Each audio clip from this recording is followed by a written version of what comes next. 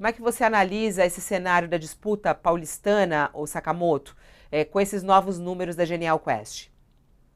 Fabiola, acho que tem um primeiro ponto, independentemente de tudo, né? É que a gente, e como a gente analisa a pesquisa no dia a dia, é bom até fazer esse disclaimer. Se você for colocar em fileira todas as pesquisas que estão saindo, tem muita discrepância entre elas, né? Então, eu acho que nos Estados Unidos tem plataformas como a 538, etc., que de aglutinação das pesquisas. O UOL, entre outros veículos de comunicação, quando começam as eleições, eles começam a fazer isso, usar a plataforma de aglutinação. Senão fica parecendo, é claro que uma pesquisa só pode ser comparada com outra, com a pesquisa do mesmo instituto, se inclusive elas adotarem a mesma metodologia com os mesmos nomes. Mas é importante que se diga isso, porque fica parecendo que a gente solta um dia uma, solta um dia outra, e tu fala assim, poxa, mas peraí, vocês falaram uma coisa, outra, estamos analisando cada pesquisa separadamente.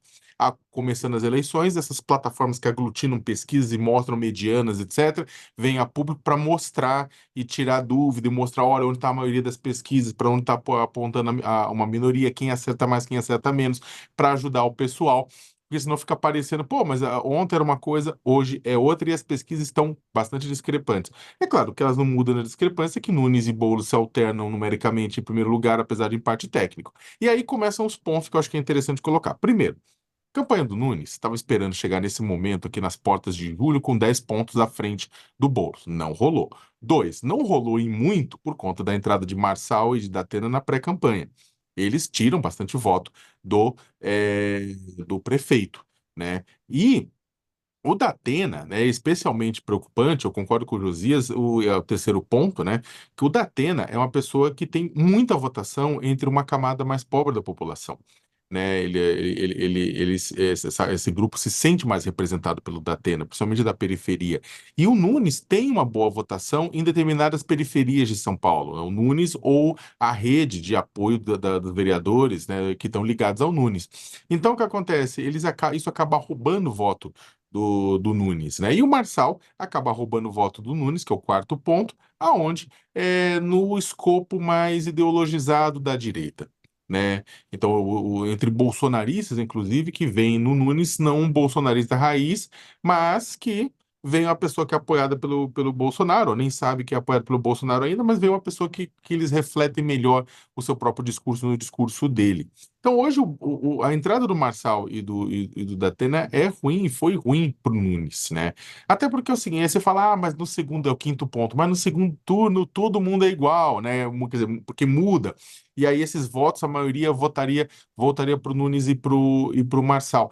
Aí que tá. Essa é o ponto. Se você reduz o tamanho do prefeito no primeiro turno e você tem um candidato que se torna competitivo como o Marçal ou o Datena, você pode até deixar o prefeito fora do segundo turno. É difícil imaginar o Boulos fora do segundo turno, porque a esquerda tem um piso em São Paulo que acaba sistematicamente jogando ela para o segundo turno, com exceção do caso do João Dória versus Haddad, que era um outro momento, né?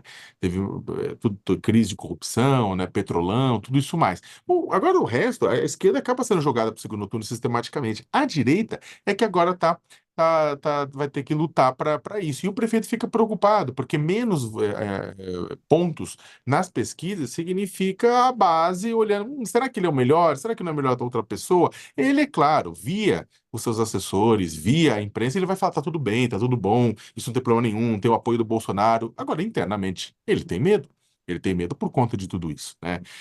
De uma pessoa como Marcelo Datena realmente se tornarem viáveis, né? Tipo, e acabarem na campanha ultrapassando. Lembrando que Datena e Marçal, se eles é, mantiverem suas candidaturas, são muito mais carismáticos, mas muito mais carismáticos, mas muito mais carismáticos do que o prefeito Ricardo Nunes, né?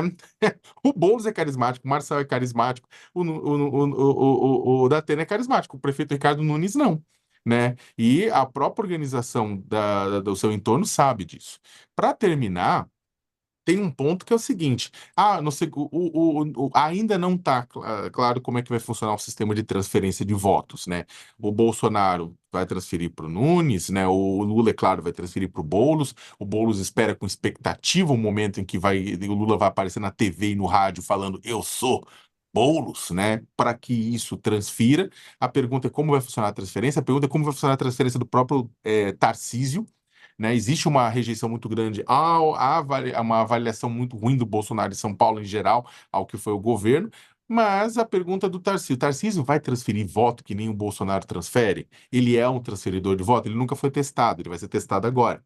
Então, o Nunes, neste momento, o que que a gente espera com base nessa pesquisa também? Que o Nunes agarre no Tarcísio que nem carrapicho, né? E dê tchauzinho de longe pro Bolsonaro, né? Tipo, com lencinho assim.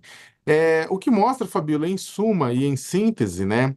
Que essa eleição vai ser mais divertida do que se imaginava. Porque tem pessoas, e aí também vamos esquecer, Tabata Amaral, para o que Kataguiri está mais difícil, porque a União Brasil é muito, muito provável que se junte com o Nunes em algum momento. Só que para a Tabata, que é um nome tecnicamente forte, também ela tá lá, só que aí com a entrada, né, com a polarização que acaba jogando votos para esses dois campos, né, a Tabata fica um pouco prejudicada. E aí, essa questão de uma terceira via que não seja nem Lula, nem Bolsonaro, acaba entrando outros competidores à direita que podem tentar abocanhar isso aí. A eleição municipal em São Paulo vai ser muito mais divertida do que no Rio, em que Eduardo Paes segue à frente e sem muita perspectiva de perder posição. Até esse penúltimo ponto que você tocou, né, dos candidatos, os pré-candidatos que são independentes, ou que estão com Lula ou Bolsonaro, porque eu nunca esqueço da frase do Lula dizendo que a eleição em São Paulo seria entre ele e o figura, né? Aqui a pesquisa Quest até questionou isso aos entrevistados. Você gostaria que o próximo prefeito de São Paulo fosse, aí a gente tem o espacinho ali, aliado de Lula, 29%. Independente, a maioria dos entrevistados prefere um candidato independente de Lula e Bolsonaro. 19% querem, né, um candidato aliado ao Bolsonaro e 29% querem um candidato aliado a Lula e 50% independente. E aí eu jogo a batata quente para Raquel Landim, que também é uma baita analista política. Quem é o independente nesse caso? Quando a gente vê o Datena aí agora, empate técnico, com Nunes e Boulos, ele pode ser considerado independente? Ele é um candidato independente? A Tabata é uma candidata independente? Como é que você enxerga aí o posicionamento dos candidatos e esse cenário apresentado pela Genial Quest, Raquel? Engraçado, né, Fabiola? Porque o eleitorado diz que quer um candidato independente, mas os dois candidatos que estão liderando a corrida, a parte aí, essa questão do Datena, são os candidatos aliados à polarização. Eu acho que o que a gente pode ler dessa pesquisa como candidato independente é o eleitorado dizendo para os candidatos o seguinte: olha, a prefeitura não tem nada a ver com a disputa Lula e Bolsonaro. Eu preciso que você cuide do buraco na minha rua, que você faça posto de saúde, que você cuide das escolas, das creches, porque a disputa municipal, no fim, ela é sobre isso, né? Só que a polarização é tão arraigada que é difícil um candidato que tenta se colocar como independente, caso da Tabata ou até do próprio Datena, se firmar nessa posição. Agora, da Atena, Fabiola, o que a gente não pode esquecer, quando a gente discute da Atena, é se ele fica nessa disputa. E eu, sinceramente, por todas as apurações que eu tenho, e, enfim, pelo histórico dele, eu não acredito que ele fica até o final da disputa, né? Eu conversava outro dia no PSDB, quando ele lançou a campanha, e a percepção mesmo interna no PSDB, ela não está cristalizada, né? Ninguém acha firmemente que ele vai seguir até o final com a campanha, por vários fatores. Ele ainda está negociando com a Bandeirantes o seu contrato, ele tem um contrato com uma remuneração muito expressiva, que o partido não consegue oferecer para ele. Ele diz que quer devolver para São Paulo, que São Paulo entregou para ele, mas ele tem uma questão ali de padrão de vida que é impossível manter.